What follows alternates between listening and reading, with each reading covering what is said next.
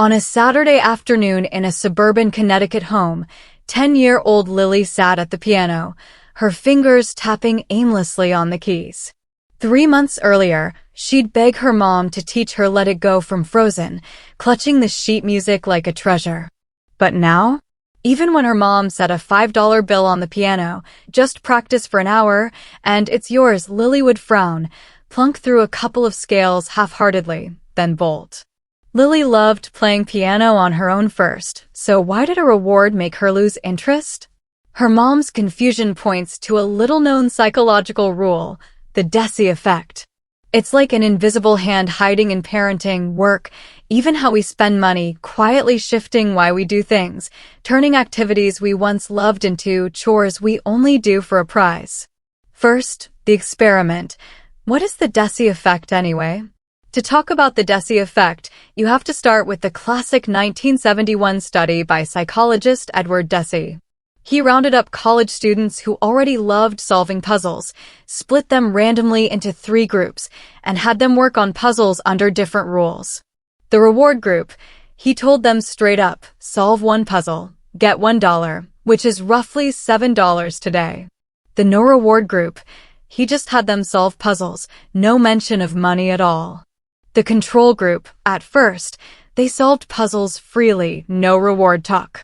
Midway, he said, "Oh, by the way, you'll get paid for these," but never actually gave them the money. The study had 2 parts. First, a guided session where everyone solved puzzles on his cue. Then, a free time session. He left the room and said, "Do whatever you want, keep solving puzzles, or read the magazines over there." He watched secretly to see what they'd choose. The result? Total surprise. During free time, the no reward and control groups spent about 10 minutes still solving puzzles. Clearly, they were having fun. But the reward group? They quit after 3 minutes, grabbing magazines instead. Even worse, when asked, "Do you like solving puzzles?" after the study, the reward group's interest scores were nearly 40% lower than the other 2. From this, Deci drew his big conclusion.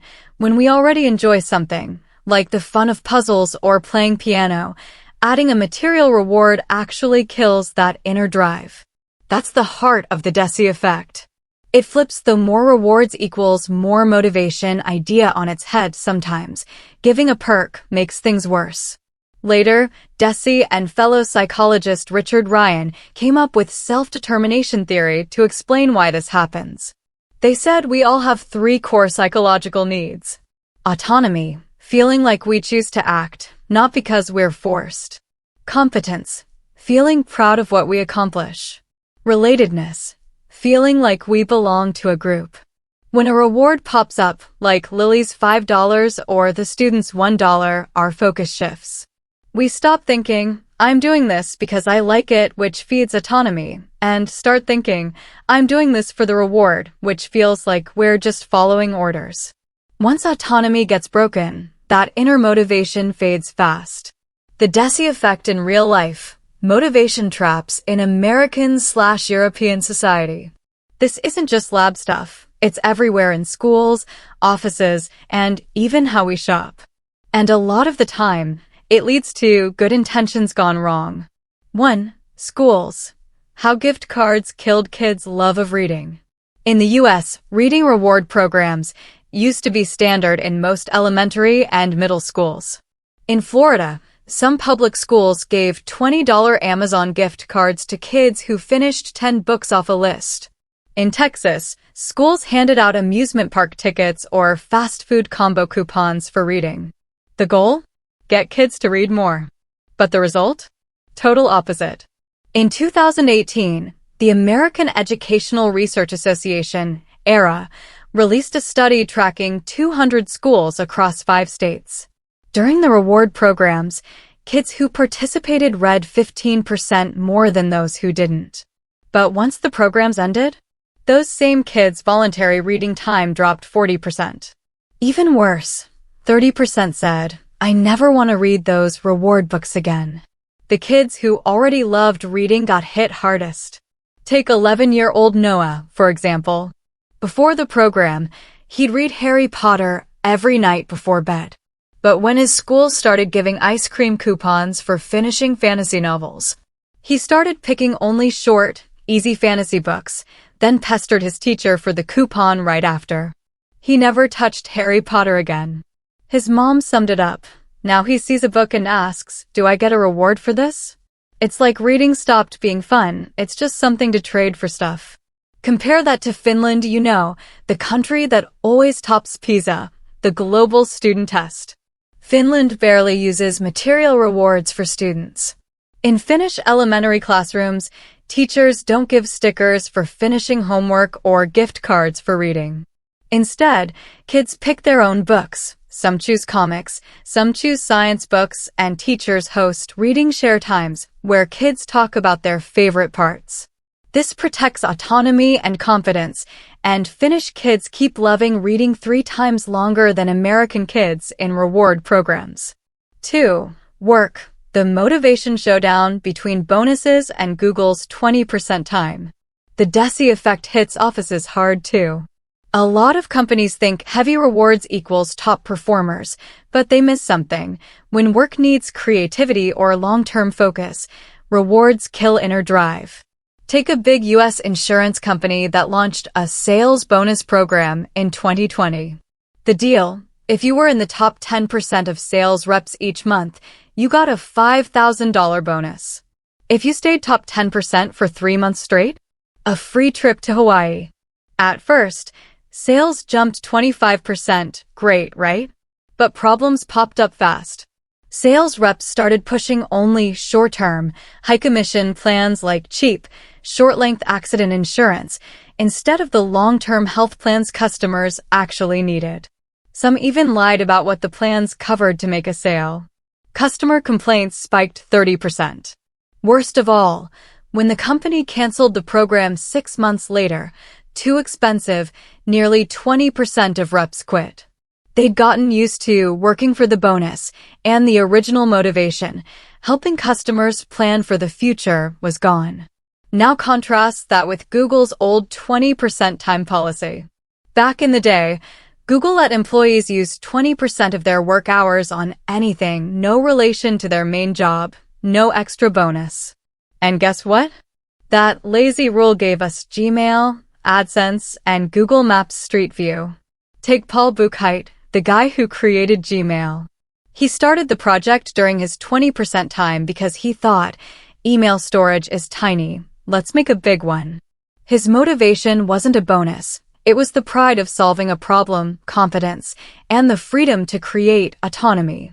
That's the Deci effect in action. When work needs creativity or long-term thinking, inner motivation, love for the work, desire to solve problems, beats rewards, bonuses, trips, every time. When rewards take over, we start thinking short-term. We forget why the work matters in the first place. 3. Shopping. Gym rebates versus Loyalman's community magic. The Deci effect even shapes how we spend money, especially on things we need to stick with, like gym memberships or classes. Take Planet Fitness, the US gym chain. In 2021, they launched a check-in rebate deal. Check in 10 times a month, get $20 back, half the monthly membership fee. At first, check-ins went up 20%, but when the deal ended, data showed the people who joined the rebate program dropped from 4 monthly check-ins to 2. The people who didn't join? Their check-ins stayed the same. Why? Because during the rebate, those gym-goers stopped thinking, I'm going to stay healthy or I love working out. They thought, I'm going to get that $20.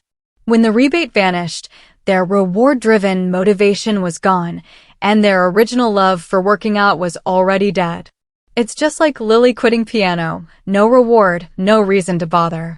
Now look at Lululemon. The yoga brand never does buy leggings, get a free gym pass, or check in for a rebate. Instead, they pour time into building community. Every week, their stores across the US host free outdoor yoga classes and group runs, led by brand ambassadors, usually top yoga teachers. Members join online groups to share their workout stories. No material rewards, just relatedness and competence. People go to the classes not for free stuff, but because I like working out with people who get me relatedness, and I feel great after yoga confidence. The numbers don't lie. People who join Lululemon's community buy 60% more stuff than regular customers and work out 2 more times a week. Their motivation comes from inside, not a rebate. Escaping the Deci effect trap. It's not no rewards, it's the right rewards. By now, you might be thinking, so rewards are bad? I can't even give my kid a sticker for cleaning their room. Nope, that's not the point. The Deci effect isn't about rejecting all rewards. It's about matching the reward to the task and the motivation you already have. Deci himself said it best. If a task is already boring, like cleaning your room or sorting warehouse boxes, a reward can help you build a habit. But if a task is already fun, like reading, creating art, or working on a creative project, a material reward will kill that fun. For example, a lot of US parents use star stickers to get 3-year-olds to clean their toys. That works, because for a 3-year-old, picking up toys is boring. The sticker is quick feedback that helps them learn order. But if your kid already loves drawing, don't say, draw a picture, get $5. That'll make them stop drawing for fun. They'll only draw for the money. At work, it's the same.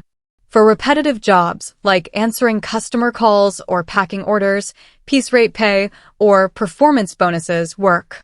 But for creative jobs like designing, writing, or give people autonomy, flexible hours, growth, training, or promotions and recognition, public shout-outs, putting their name on a project. These non-material rewards feed autonomy and competence, way better than a bonus for long-term motivation. Let's go back to Lily. What if her mom hadn't used $5 to get her to practice? What if they played Let It Go together or gone to a kid's piano concert? Lily would have felt piano is fun autonomy, and I can play a real song. Competence. She might still be clutching that frozen sheet music today. The Deci effect's big lesson is simple. What we really want isn't the reward itself. It's, I control what I do, I'm proud of what I did, and I love doing this. Whether you're raising a kid, managing a team, or even just trying to stick to a workout, don't rely on material rewards to push people. Protect that inner drive that I do this because I love it feeling. That's the only motivation that lasts. Subscribe to my channel for more psychology knowledge every day.